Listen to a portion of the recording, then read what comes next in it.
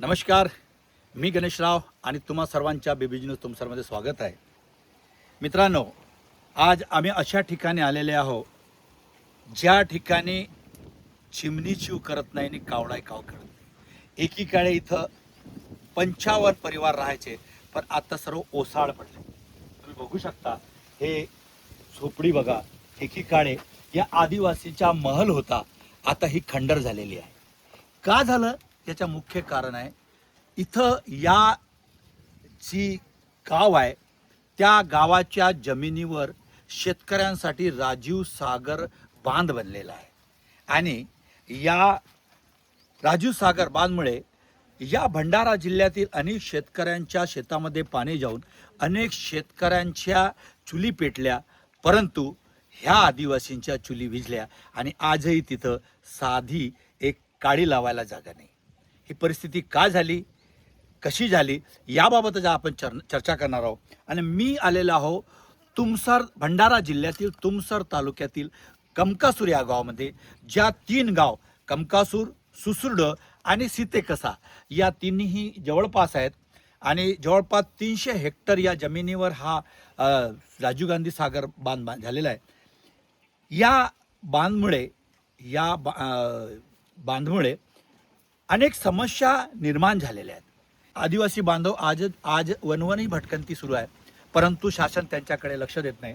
माझ्यासोबत आज या कमकासूर गावचे सरपंच किशोर उईकेजी, परतेदीजी आणि आदिवासी समाजाचं जे नेतृत्व करतात ते लक्ष्मीकांत सलामेजी. आज आपण यांच्याशी बघूया की काय आहे. भाऊ, हा गाव कधी काळ तुमचा जन्म झालेला आहे इथं? हो, कसं होतं गाव? सुंदर गाव होतं, एकदम सुंदर, अतिशय सुंदर गाव. तसं माझा जन्म झाला तर त्यावेळेसपासून तो पुनर्वसन झाला त्यावेळेस जवळपास 28 ते 29 वर्ष माझी वय होती. हां, त्या वयाच्या 28-29 वर्षाच्या वयाच्या शेवटच्या कोपऱ्यामध्ये त्या गावाचा पुनर्वसन झाला, म्हणजे स्थलांतरण, नवीन वस्ती तिथं गेली. पण परिस्थिती अशी गांभीर्याने आली की आदिवासी समाज हा समाज फक्त आपण म्हणतो, आपले संघटनेचे लोक म्हणतात किंवा आपण आणि आजूबाजूच्या वडील मित्रमंडळी, पण शासन यावरती आदिवासी लोक म्हणजे कसं आहे, जंगलात राहणारे लोक बस उचला मांडा आणि कोणून टाका अशा गतीने शासनाने आमच्यावर अन्याय केलेला आहे. कसं काय अन्याय का झाला, का बरं म्हणतात? सरकार तर एवढा पैसा देतो, गोसेखुर्दला किती रुपये दिला? गोसेखुर्दला दिला पैसा, आम्ही मान्य करतो की त्यांना दिला पैसा, पण आम्हाला नाही दिला ना. गोसेखुर्दला दिला, आम्हाला नाही दिला. गोसेखुर्दला जमिनीची मूळ रक्कम व्यवस्थित नाही दिला तर पॅकेज दिला. एक म्हणता 2-3 वेळा पॅकेज दिला, पण आमच्या बावनथडीवाल्यांना पॅकेजच नाही दिला ना. फक्त एकच वेळ विशेष पॅकेज म्हणून दिला 2 क्रमांकाचा. तो केव्हा दिला की आता तुम्हाला मागं सांगलो मी, 81,000 रुपये 5 एकर जमिनीची, 81,000 जमिनीची मूळ किंमत निघाली. फक्त 5 एकरचे 81,000. 81,000 जमिनीची मूळ किंमत. आता ते जमिनीची मूळ किंमत 81,000 रुपये कमी मिळाली आम्हाला. आणि मग वाटला प्रशासनाला की बाबा नाही, खरोखर 81,000 रुपये कमी आहे, तर मग यांना आपण 2.5 लाख रुपये पॅकेज देऊ, म्हणून की या कमी आहे तर यांना 2.5 लाख रुपये देऊन टाकू, मग हा स्टेबल थोडा शांत राहील. तो पॅकेज दिला. त्याच्यानंतर पॅकेज वगैरे काहीच नाही, ना शासकीय नोकरी दिली, ना पॅकेज दिला दुसरा, आणि ना पर्याय जमीन दिली. म्हणजे असं बोलल्या जातो, आम्ही ऐकतो की आदिवासीची जमीन विकता येत नाही, त्यांना भूमिहीन करता येत नाही. मग सरकारनेच यांच्या जमिनी हिसकावून घ्यावं, दादागिरी केली, अशा प्रकारे म्हणणं वावड ठरणार नाही. सरकारने पूर्णपणे यांच्यावर एवढा जुलूम केलेला आहे, यांच्या जमिनी बळकावल्या आहेत. जसं बिल्डर लोक बळकावतात तशा प्रकारे सरकारने यांच्या जमिनी बळकावलेल्या आहेत. आणि आज स्थिती अशी झाली आहे, हे भूमिहीन झालेलं आहे. म्हणजे तुमच्या जवळ किती एकर शेती होती इथं? माझा परिवार जो होता उईके परिवार, आणि इथे 2 गट होते उईके परिवारचे. एक गट असा होता उईके परिवारांचा, 35 हेक्टर शेती होती उईके परिवाराची. आणि त्यामध्ये माझा आजोबा होता 5 एकराचा माल. मग तर बघा, विचार करण्यालायकची गोष्ट आहे की 5 एकरवाला व्यक्ती जो कुटुंब होता, त्या कुटुंबाची आज अशी व्यवस्था हे आहे वथा की त्याच्याकडे आज 2 आर जागा नाहीये, 2 स्क्वेअर फूट जागा नाहीये. तिकडे मग तो त्या कुटुंबाचा काय उदरनिर्वाह करायचा? तो आपल्या परिवाराचे पालन पोषण कसं करायचे, अच्छा. कुणाला मागायचं, शासनाला मागावं. शासन म्हणतं तुमचं सगळं परिपूर्ण झालं, आता तुमचं काही करता येत नाही. मग आमचं झालं तर आम्ही ना म्हणलं का की तुम्ही आम्हाला पुनर्वसित करा, की आमची जमीन संपादित करा म्हणून. आम्ही ना म्हणलं का तुम्हाला गरज वाटली, शासनाला गरज वाटली की या गावाला ती हालून असं म्हणतात की कायदा आहे, तो जमीन घेतली तर पैसा मोबदला द्यावा, पैसा मोबाईल त्यावेळेस कायदा वगैरे. त्यावेळेस मी काय म्हटलं की 1983 ते 84 हा. सीते कसा या गावाच्या पुनर्वसन झालं, त्यांचं स्थलांतरण झालं. जिथं धरण आहे जिथं धरण आहे तिथं तो मूळ गाव होता, धरणाचा एकदम टोकाला लागून गाव होता सीते कसा. त्याच्या समोरचा थोडा समोर आला तर सुसुर्ड गाव होता, त्याच्या थोडा समोर आला तर कमकासूर गाव. म्हणजे एकाच ग्रामपंचायतचे 3 गाव हे पूर्ण उद्ध्वस्त झाले. आणि उद्ध्वस्त झाले, आपण म्हटलं ठीक आहे ना पुनर्वसन झालं ठीक आहे, पण त्या आदिवासी लोकांची पूर्णपणे तुम्ही अंमलबजावणी तर करा, त्यांना रीतसर मार्गी तर लावा, जेव्हा की जेणेकरून की ते आपल्या परिवाराची पालन पोषण रीतसर केलं पाहिजे. त्याची समोरची पिढी कशी निघेल ते परिवाराकडे लक्ष केंद्रित करून तो आपल्या परिवाराची पालन पोषण करणं या उद्देशाप्रमाणे त्याने करायला पाहिजे. तर तो तसा आता कसं त्या परिवाराकडे आता त्या आमच्या परिवाराकडे आता ते तशी जागा व्यवस्थित राहिली नाही, कारण की राहिली नाही असं आपण यासाठी म्हणत आहोत की आपल्याकडे साधन नाही ना. आपण काय करणार आहोत, रात्रंदिवस जर आपण मेहनती करतो म्हटलं आता 2 वेळेसचा जेवण करणे, परिवाराचं पालन पोषण करणे हे शक्य नाही, खूप कठीण आहे. तरी आपण करत आहोत, कारण आयुष्य जगायचं आहे, पण शेवटी भांडणी करायचं आहे. आमचं चालूच आहे. तुमचा लढा आता संपला का आहे? नाही, लढा नाही संपला. 2016 ते ही लढाई 16 नाही का संपणार कधीच नाही. कधीच नाही. अन्याय, अत्याचार होत राहील. हा. तर छत्तीसगड सारखे हिडमा प्रत्येक गावी हिडमा तयार होत राहतील. ही बिलकुल सत्य परिस्थिती आहे. कारण अन्याय अत्याचार होईल तर तिथून कोणीतरी क्रांतिकारी उत्पन्न होईलच. ही सांगण्यासारखी म्हणजे गोष्टच नाही. या परिसरामध्ये एवढी अन्याय अत्याचार झाला की या परिवाराला संपूर्ण गाव ज्या पद्धतीने शासनाने 20,000 रुपये एकर तुम्ही संपूर्ण 20,000 नाही, 20,000 नाही आहे, 28,000 रुपये हेक्टर आहे. हेक्टर. 28,000 रुपये रुपये हेक्टर. माननीय सरपंच साहेब यांच्या म्हणण्यानुसार 28,000 रुपये हेक्टर. संपूर्ण भारतामध्ये जर जमीन संपूर्ण हेक्टर नाही का जर असेल तर मान्य या देशाचे गृहमंत्री तुम्ही तात्काळ राजीनामा द्यावे. या देशामध्ये या देशाचे मूळ निवासी, या देशाचे मालक जर 28,000 रुपये हेक्टर जर जमीन जर शासनाला तुम्ही घेत असाल तर याबद्दलची शोकांतिका कधी नाही. तुम्ही विशेष लक्ष या गावाकडे द्या. मी आणि आणि माहिती आहे का 28,000 रुपये हेक्टर ते केव्हा 94-95 ला शासन काय करतो, जेव्हा गावाचा निवाळा करतो, पहिले सर्वेक्षण करतो त्या गावाची. सर्वेक्षण झाल्यानंतर त्या गावाची निवाळा तयार करतो. तर निवाळा झाला केव्हा आपला 94-95 ला. आणि 94-95 नंतर 5 वर्षाचा त्याला गॅप राहतो असे प्रशासन म्हणतो. कारण की मी प्रशासनाबरोबर जेव्हा आपण वार्तालाप करतो ना त्या अधिकाऱ्यांसोबत, ते सांगतात की आमच्या 5 वर्षाचा गॅप राहतो. त्या गॅपच्या नंतर आपण अवॉर्ड तयार करतो, बरोबर आहे. तर तो 5/5 तर त्या 10 वर्षामध्ये त्यांनी त्या अवाढ झालेल्या जमिनीचा निवाळा आणि नंतर अवाढ झाला त्या जमिनीच्या त्यांना पूर्णपणे जेवढा अमाऊंट आता जे म्हटलं मी की 28,000 रुपये हेक्टर, तर त्या जेवढा बनतो, ज्या कुटुंबातला जेवढी शेत आहे एका परिवाराकडे. मग जेव्हा तुम्हाला मोबदला दिला नाही तर मग गाव कसं सोडलं तुम्ही? त्यावेळेस तुमचे नेतृत्व कोण करणारे होते? आमचे नेतृत्व करणाऱ्या हे भाऊ बसले तसेच. हे गाव का सोडला? माननीय प्रफुल्लभाई पटेल यांनी बळजबरीने इथे पूर्ण पोलीस प्रशासन आणि पूर्ण CRPF कॅम्प लावून यांना बळजबरीने तुमसार पोलीस स्टेशन मध्ये या पोलीसच्या व्हॅन मध्ये 3दा कोंबून पोलीस स्टेशन मध्ये आणले आणि पोलीस स्टेशन मध्ये गुन्हे दाखल झाले वाटते. त्यांना जेवण सुद्धा तिथेच दिले. ही जे डॅम बनली, हे बावनथडी प्रकल्प बनला, यांना कोंबून पोलीस स्टेशन त्या गाडीमध्ये यांना नेण्यात आले. आणि तुम्ही जर इकडे याल तर यांना असं वाटायचं की आमची जमीन आहे, तुम्ही इथे राहोच मत, तुम्ही इथे भागो या अशा पद्धतीच्या बळजबरीने यांच्यावर म्हणजे अन्याय झालेला. आता मी सांगतो, सलामी भावना सांगला की बळजबरीने केला. बळजबरीने केला. शासनानं काय केलं त्या माहिती आहे का, 144चा कायदा लावली. बळजबरीने केला पण त्याच्यावर जमावबंदी शासनाने लावली. आणि ते केव्हा माहिती आहे का, ऐन पावसाळ्याच्या वेळेवर. पूर्ण या गावाला अशा परिस्थितीत या गावाची सोडणी म्हणजे आपल्या मनापासून एक आत्मा वेगळी करणे. म्हणजे पावसाळ्यामध्ये रडत लोक इथून, आम्ही स्वतः निघालो रडत आणि किती वाईट वाटलं असेल ना, वाईट म्हणजे आपल्या जमिनी, आपलाच घर आणि सर्व. आपण जेव्हा रडत निघालो, आताही माहिती आहे कसं, आज जर आपण बोलतो ना तर डोळ्यामध्ये पाणी येत आहे. वाटतं कारण की कसं हे आपली मातृभूमी आहे, 3 पिढीची जन्मभूमी. हे मातृभूमी. इथे आमचे आजोबा, वडील तर होते, आजोबा पंजोबा म्हणजे अंग्रेजाच्या काळापासून. माझा आजोबा सन 1926चा, अंग्रेज केव्हापर्यंत राहिले, 1926 आणि 46 अंतर आहे ना.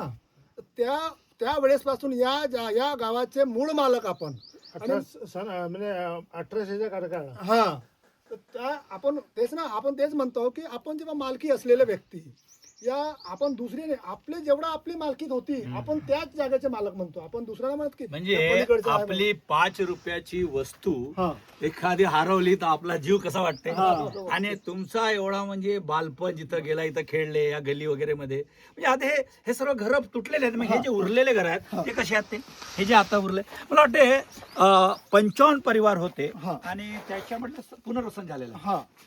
बघेडा येते ना, नाही रामपूर हमेशा हमेशा मध्ये. मग हे जे घर उरलेले आहेत हे कसे काय, हे घर उरलेले हे असे आहे की पुनर्वसन झालं त्याचवेळी परिवाराचं उदरनिर्वाह, पालन पोषण करणे हे तिथं साधन नाही ना, म्हणजे व्यवस्थित नसल्यामुळे. काही लोक कसं आहे, रोजी मजुरी बाहेर दुसऱ्याकडे जातात, ज्याला जसं काम जमतो तसं करतात, कारण की आपल्या परिवाराला पालणे हे अति गरजेचं आहे, त्यामुळे करतात. परंतु मग या इतर राहणाऱ्या लोक जमत नाही तसं काम करणं. म्हणून कसं आहे, थोडंफार जे जागा खुली आहे त्या जागेमध्ये उत्पन्न काढणे आणि तेवढा आता या जे आदिवासी विस्थापित झालेले आहेत त्यांना मजुरीच करायची आहे. सरकारने काही जमिनी नाही, सरकारने जमिनी दिलीच नाही. आपण तेच तर मागतो ना मी, की आम्हाला पर्याय जमीन पाहिजे. मी नवीन काही नाही मागत, मी नाही ना, माझे लोक नाही मागणार कोणी. या 3 गावामध्ये मी जे बोलीन, कमकासूर, सीतेकसा, मी जे मागेन, मी जे बोलीन, 3 गावामध्ये का 3 गावामध्ये जवळपास 150-200 असते. हो, नाही जास्त आहे. सुसुडो मध्ये 250 कुटुंब होते ना. सुसुडो या गावाला 250 कुटुंब, या गावामध्ये 55 कुटुंब, सीतेकसामध्ये जवळपास एवढेच कुटुंब, म्हणजे 450 कुटुंब एकदम भूमिहीन झाले. ज्यांच्याकडे 10-10, 15-15 एकर जागा होती, 70 हेक्टर म्हणजे 70 एकर, 35 एकर हेक्टर जागा होती. हेक्टर जागा होती. आता तुमच्याकडे किती जागा आहे? 2 स्क्वेअर फूट जागा नाही आपल्याकडे. अरे 2 स्क्वेअर फूट जागा नाही. जसं की आपण असं म्हणू नाही शकत की हे एवढी जागा माझी आहे, मी ती वाढी करू शकतो म्हणून आपण बोलूच नाही शकत, कारण की आपल्याकडे जागा आपण मागितली, आपल्याकडे जागा दिलीच नाही. ज्यांच्याकडे म्हणजे अशी परिस्थिती झाली की आपण हे सर्व जमिनी गेल्या आणि अशी परिस्थिती झाली की रात्री आपण झोप घेतो आणि दुसऱ्या दिवशी आम्ही कोणते काम करावा हे खूप म्हणजे विचारनीय गोष्ट झाली. आम्ही रात्री पूर्ण झोप घेतो, पण सकाळी दुसऱ्या दिवशी आम्ही काम कोणते करावे. ज्यांच्याकडे 4-4 बोरे हळद राहत होती, पूर्णपणे हळदच नाही, अद्रक पासून हळदीपर्यंत धान सगळ्या गोष्टी या जमिनीमध्ये आम्ही स्वतः काढल्या. मी सांगतो ना, 28व्या वर्षापर्यंत मी या गावात होतो. मी म्हणजे ज्या आदिवासी बांधवाकडे धान्याचे कोठार होते, धान्य पकडून, आज त्यांचे घराची स्थिती बघा. हे बघा स्थिती काय आहे, हे बघू शकता तुम्ही की पूर्णपणे ओसाड पडलेला आहे, कुणी नाही घरी. म्हणजे या घरामध्ये काय राहिलेलं आहे, ज्या ठिकाणी अनेक परिवार राहत होता, गुन्हा गोविंदाने आनंद साजरा करत होता, आणि आज त्या ठिकाणी पूर्ण ओसाड पडलेला आहे. पूर्ण फक्त या भागामध्ये आता ज्या कमकासूर गावामध्ये 4 ते 5 परिवार राहत. मला वाटतं आता तेही जाणार आहेत यावर, कारण त्यांच्याकडे दुसरं साधन नाही. म्हणून त्यांना विचार केला का दुसऱ्याकडे मजुरी करण्यापेक्षा आपण या जमिनीमध्ये राहायचं. आणि आम्ही जे कामं केले थोडंसं फार, म्हणजे त्यांना कमवण्याचं कुठला साधन नाही, म्हणून त्या आदिवासी बांधवांनी बाहेर कशाला जायचं, इथंच काही पिकवून आपला परिवार पालायचा. परंतु आता अधिकारी यांना त्रास देत आहे. अधिकारी यांना म्हणतात इथं राहायचा नाही. म्हणजे जे मालक होते 30-30, 25-25 एकरचे मालक होते, आज अधिकारी त्यांना इथं राहायला मना करायची म्हणजे ही त्या स्थिती अधिकाऱ्यांना सुरू आहे. आम्ही हसतो हा. असे, म्हणजे ते मालक नौकराला म्हणतो की तुम्ही इथे राहायचे नाही. हे म्हणजे हसण्याला बघा किती मोठी वाईट स्थिती या देशामध्ये आहे की आजही आदिवासी बांधवासी किती अत्याचार होत आहे. एकेकडे फक्त शारीरिक अत्याचार नाही तर हा मानसिक अत्याचार. मग तुम्ही सरकाराकडे असं काही मागणी केली नाही का? मागणी केली ना आपण. मागणी केली म्हणजे आपला जेव्हा गावात पुनर्वसन झाला त्या काळापासून आपण मागणीच करत आहोत. अच्छा, त्या काळापासून 16 वर्षापासून हा, मागणीच मागणीच करत मागणीच करत आपण. जेव्हा पुनर्वसन झाला त्यापासून आपण मागणीच करत आहोत. मागणीच करायचं काम आहे पण फक्त. फक्त आपण कागद रंगवायचे अच्छा. आणि आंदोलन करायचे आणि बस. अच्छा, आंदोलन करता कुणी दाखल. हा, आंदोलन करायचं गुन्हे दाखल. आणि शासनाचे जे स्थिती किती गंभीर आहे बघा. जेवढे द्यायचं नाही, हा. मागण्या मागितल्या तर दंडूक दाखवायचा, आंदोलन केलं तर गुन्हे दाखल करायचे. आणि ही अधिकारी वर्ग हात वरती करायचा. किती किती वाईट स्थिती आहे ना. कसा मग अशा परिस्थितीमध्ये या संपूर्ण म्हणजे भारत देशाचे गृहमंत्री, हा. तुम्ही कोणत्या याच्याने म्हणता की संपूर्ण नक्षलवादी आदिवासी नक्षलवादी आहेत आदिवासी नक्षलवादी संपणार म्हणून हा. अन्याय अत्याचार जेव्हा जेव्हा होईल तेव्हा तेव्हा अशी परिस्थिती निर्माण होईलच. होणारच आहे ना. आता तुमची शासनाला काय मागणी? मी तेच म्हटलं ना, मगाशी म्हटलं तेच की 2010 मध्ये जे आपण मागितलं ते रीतसर मागितलं. 2010 मध्ये काय काय मागितलं तर मला बीबीजीला सांगा हा की मुख्य मुद्दा काय आहे भाऊ, की अनेक लोकांना वाटते की खूप पैसे मिळाले यांनी दारू पिऊन हा उडविले. नाही, चुकीचे आहे, चुकीचे आहे. हा. हे तो- म्हणतात- ती वास्तविकता इथपर्यंत येण्याच्या दुर्गम भागामध्ये आपण किती जंगल पार करणार. बरोबर. म्हणजे जवळपास तुमसरवरून किती किलोमीटर सगळा? तुमच्याकडून जवळपास 60 किलोमीटर. आम्ही तुमसरवरून 60 किलोमीटर फक्त यांच्या व्यथा सांगण्याकरता आलेले आहोत. आम्ही इथं मस्ती करण्याकरता नाही. भाऊनी सांगितलं, सलामे भाऊनी आणि उके भाऊनी, की कुठंतरी शासनापर्यंत आमची बाजू पोहोचवा. आणि आम्ही तो प्रयत्न करत आहे की नेता ओरडतो खूप, मतदान यांच्या भरोश्यावर लक्झरीने फिरतो, BMW फिरतो आणि यांच्या नशिबी साधा सायंकाळचं जेवण नसते. काय मोठी मागणी? देशाची आमची मागणी तेच देशाची आहे सुगंधिका की आहे. जसं आम्ही 2010 म्हटलं मी आत्ताही की आमची पर्यायी शेती जमीन आम्ही मागवलं होतं. म्हणजे या आम्हाला शेती द्या. शेती द्या. यांची पहिली मागणी आहे की पर्यायी शेती द्या. हा, शेतीशिवाय पर्याय नाही.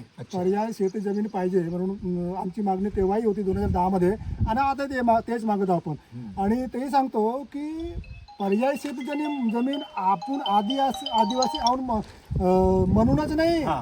प्रत्येक महाराष्ट्रामध्ये किंवा भारतामध्ये कुठे धरण जर बनला असेल हा, त्यांचा तर मोबदला. त्यांना मोबदला तर मिळेल. त्यांना जमीन त्यांच्या उदरनिर्वाहासाठी गव्हर्नमेंट देणे हेच नियमातच आहे. तो नियम आहे. 4 तरी एकर तुम्हाला दिली नाही. 4 एकर जमीन देणे तर नियमच आहे. हा. जेव्हा की आपण आदिवासी म्हणजे आदिवासी समाज याच्यावर आणि गव्हर्नमेंट स्वतः इथे काय म्हणते की आदिवासी लोकांना जमीन नाही करतायत.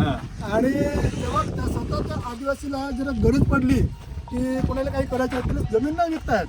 जमीन विकतायत. हा, जमीन म्हणजे विकतायत. जमिनीला गरजही पडली हा. तरी जमीन नाही विकतायत. आणि विकतायत. सरकार बळजबरीने तुमच्या हा. जमिनी हिसकावे. और वा. गव्हर्नमेंटला आपली जमीन कलम लावून कायदे लावून तर काढूनच घेतला. पण आपण काय मागतो की ठीक आहे तुम्ही आमची जमीन कायदे लावून कलम लावून काढल्या, हा. परंतु आम्हाला त्याची आमच्या परिवारासाठी काही अशी जागा तर बनवून द्या की आम्ही सुख आणि स्वरूप आमच्या परिवाराला घेऊन चालू शकू, असं आपण मागत आहोत अच्छा. गव्हर्नमेंटला. पर्यायी जमीन प्रति व्यक्ती एक शासकीय नोकरी आणि शासकीय नोकरी कशी हे असं नाही मागत आपण. जेव्हा 2000 महाराष्ट्रामध्ये असे कित्येक धरण आहेत की त्या धरणामध्ये असे प्रलंबित मागण्या आहेत त्या प्रकल्पग्रस्तांच्या. तर त्या प्रलंबित मागण्यामध्ये काही धरण असे आहेत की त्यांना 2009 मध्ये शासनाने स्पेशल GR करून त्यांना नोकरीमधून थेट नोकरीमध्ये समायोजन करण्यात आला अच्छा.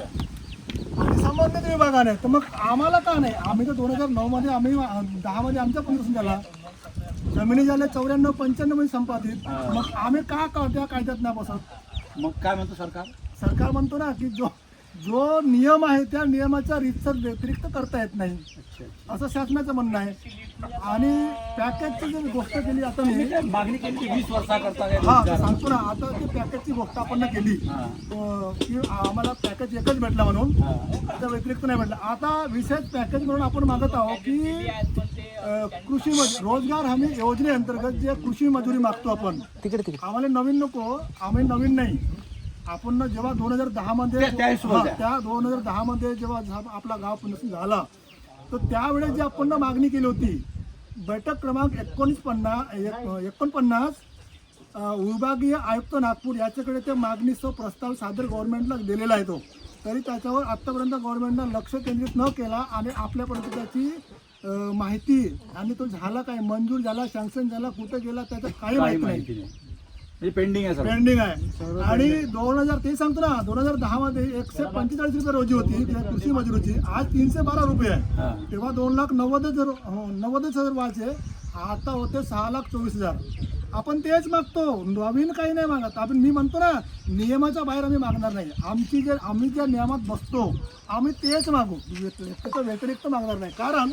कारण की आपणच नाही ना, आपल्यासारखे कित्येक लोक आहेत, बरोबर आहे की नाही. बघा, ज्यांच्या सर्व काही हिसकावून घेतलं तेही दुसऱ्याचा विचार करत आहे, पण सरकार अद्यापही या कमकासूर, सुसुर्ड आणि सीतेकसा ज्या आदिवासींच्या शेत जमिनी धरणात गेल्या, ज्यांच्या भरोश्यावर अनेक बलाढ्य झाले, परंतु त्यांना आज मागण्याची वेळ. कसं वाटतं? जे देणारे होते ते आज मागणारे बनले. मागतच आहो आपण आज गव्हर्नमेंटला, आज आपण मागतच आहो की दे बाबा जेव्हा काही नाही. जेव्हा सांगतो ना भाऊ, आमदार खासदार काय करतात तुमचे? आमदार खासदार काय म्हणणार भाऊ, आमदार याचे कधी माहितीच नाही का हा गाव कुठे आहे म्हणून.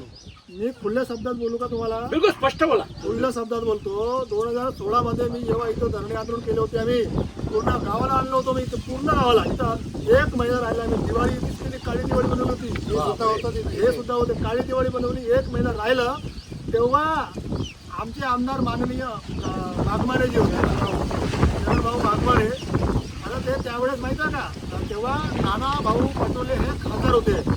ते खासदार आले, पण आमचे ते जेव्हा ते आमदार होते ते एका महिन्याचा म्हणजे आम्ही मोर्चा धरणे आंदोलन केलं 1 महिन्यापर्यंत. 1 महिन्यापर्यंत ते आमचे प्रतिनिधी आमदार नाही आले, खासदार आले. आताचे आमदार बोलला 2-3 वेळा बोललो मी, आता हो बघू म्हणे. आता त्यांना तेच म्हटलं की लक्षवेधी म्हणजे आता हे सगळं चालू आहे. मागणी आपण तेच मागणी, लक्षवेधी म्हणजे आमचे प्रश्न ठेवा म्हणून मांडा. आणि ते आपण एकच नाही, कसं आहे आपल्या महाराष्ट्रामध्ये असे अनेक धरणग्रस्त प्रकल्प आहेत, त्या सगळ्या धरणग्रस्त मिळून आम्ही एकत्रित आलो होता सगळ्या सोबत. अच्छा, संपूर्ण महाराष्ट्रामध्ये. म्हणजे आता तुम्ही एक मोठा आंदोलन केला मोठा. आणि येत्या 3 तारखेला मी मुंबईला झालं ना, मी आमरण उपोषण आमचा आमरण उपोषण. आणि 3 तारखेला 3 मार्च.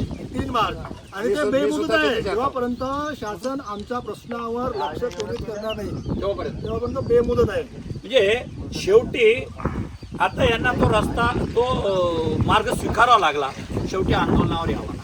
म्हणजे कुठलीही गोष्ट मागल्यानं मिळणार नाही. आता तुम्हाला आता आंदोलनाची मुंबईमध्ये शेवटी या अधिवेशनामध्ये तुमची इच्छा काय, बीबीजीला सांगा की तुमची इच्छा काय, शासनाने तुमच्यासाठी काय. आता आपण बोललो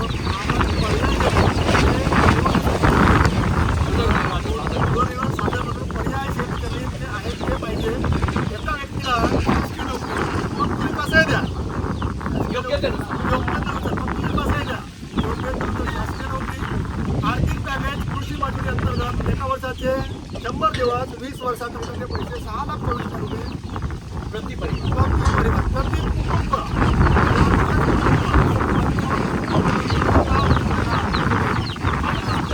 100 झाले. गणती आपली आहे का, मग शासनाची गलती.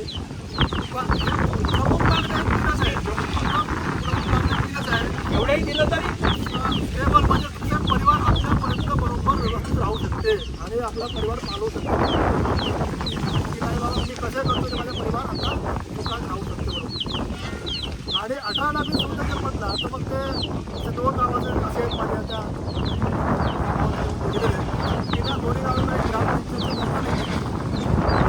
गेल्या 15 वर्षापासून असे बिना हव्याच्या वाऱ्यावर धुंदातच चालले. अधिकारी मला अधिकारी काय म्हणते माहिती आहे का? अधिकारी म्हणते नाही त्या जिकडं त्याने केला होता. अरे बाबा रेखाटिक आहे का तुमच्याकडे? तुम्ही म्हणता ना कोणाकोणी की आम्ही त्या पंचायत ॲग्रो केला. कसं केलं तुम्ही? एकदा सांगा. काय वाटते नेता लोक म्हणजे भाऊ मी सांगतो ना, नेता लोक फक्त वेळेपुरता वेळ आत्ता माझी वेळ आली तर माझ्या स्वतःच्या वेळ कसं करायचं एकच म्हणतो. कोणी असेल कारण 2010 पासून मी असं किती काम करतो, किती